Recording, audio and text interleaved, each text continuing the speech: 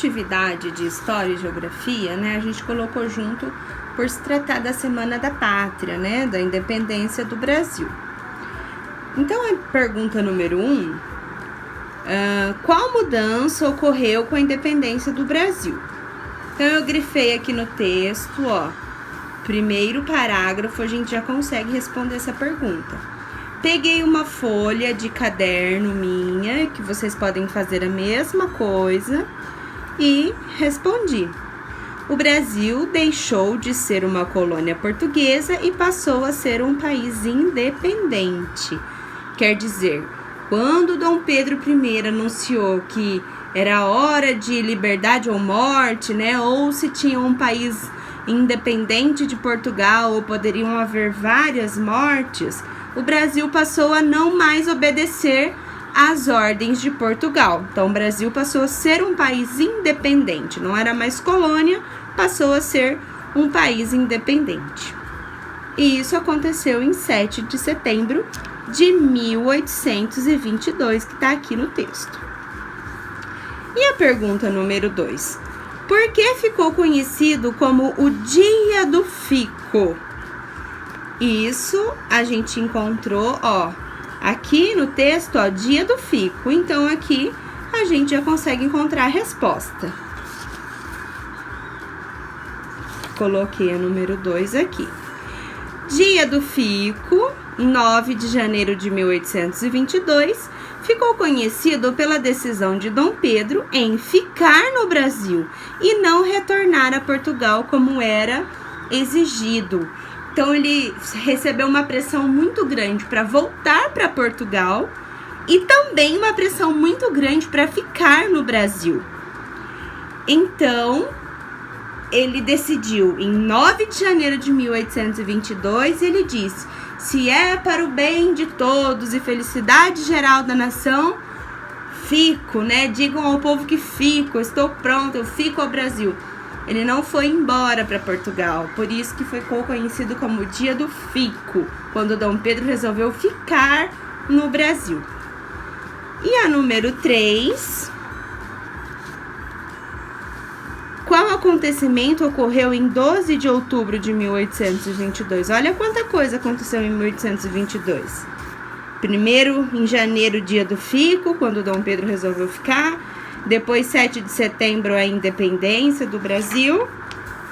E depois, em 12 de outubro, houve a coroação e a sagração do novo imperador do Brasil, que passou a ser chamado de Dom Pedro I. E isso está bem aqui no texto, ó.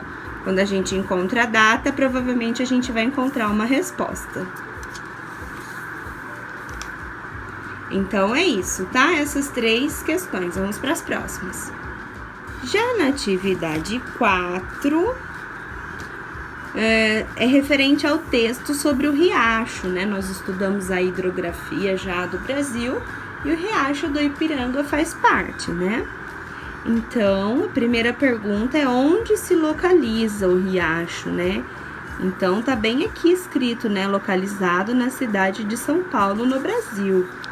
Então, número 4, o riacho do Ipiranga se localiza na cidade de São Paulo, no Brasil.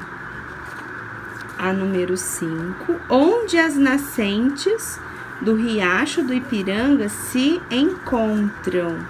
Ó, as nascentes do Ipiranga encontram-se no Parque Estadual Fontes do Ipiranga. Número 5, as nascentes do Ipiranga encontram-se no Parque Estadual Fontes do Ipiranga. Tudo no texto, não precisa procurar nada à parte. E a número 6, em que rio o riacho do Ipiranga deságua? Ó, tá bem aqui embaixo, vindo a desaguar no rio Tamanduateí. Então, número 6, o riacho do Ipiranga deságua no rio Tamanduateí. Número 6 aqui, tá? Olha lá, o riacho do Ipiranga. E a número 7, Opa, tá aqui embaixo. Quantos quilômetros tem o Riacho do Ipiranga? Ó, o Riacho do Ipiranga conta com 9,5 km de extensão. Quer dizer, todo o curso do rio tem essa quantidade de quilômetros, ó. O Riacho do Ipiranga tem ao todo 9,5 km de extensão, tá? E a número 8, vocês ouviram aí o hino da independência que a professora mandou no grupo. E aqui a gente colocou um trecho só do hino para vocês fazerem a leitura e destacamos algumas palavras para vocês encontrarem aqui no caça-palavras, tá? Então, primeira, pátria, aqui, liberdade, horizonte, aqui embaixo, brasileira, longe e livre, aqui. Feito, crianças? Vamos para ciências agora. Na atividade de ciências, tratamos de decomposição e uma forma de evitar a decomposição, tá? Então, nós apresentamos aí um mamute e aqui são insetos. Ficou um pouco escura a imagem, mas assim mesmo, né? Vamos para número 1.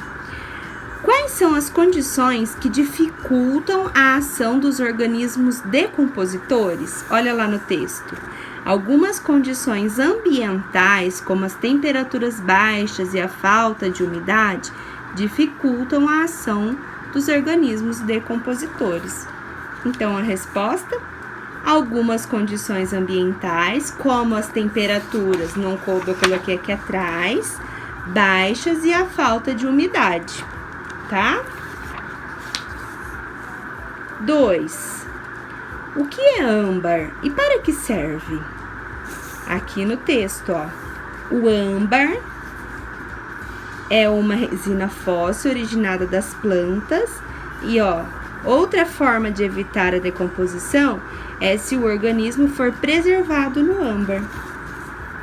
Âmbar é uma resina fóssil originada das plantas que serve para evitar a decomposição, certo? Número 3. Agora a análise aqui, ó, dessa imagem, tá? Opa.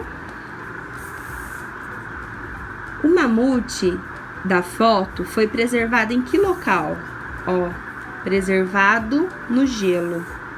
No gelo. Qual a estimativa de vida do mamute da foto?